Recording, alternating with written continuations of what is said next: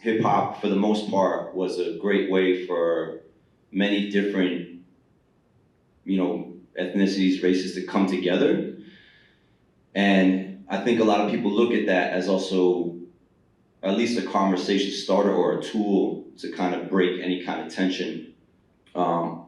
Hip hop also kind of can't be looked at as some kind of autonomous zone for racial issues, if that makes sense.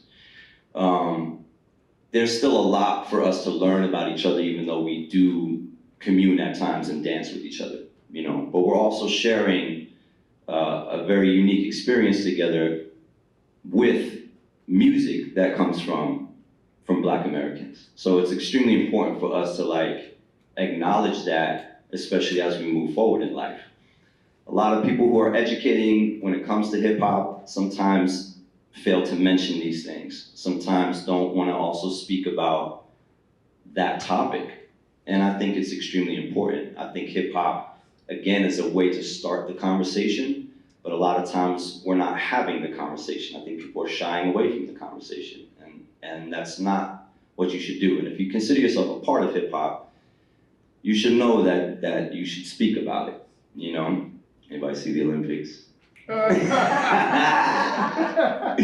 That's a whole nother panel. I use that as an example, okay? Because there's a stigma to breaking. There's a stigma to hip hop in the United States. That's just what it is. So already you should be like, well, what's the issue? Why did people feel the need to totally trash what they saw on that stage?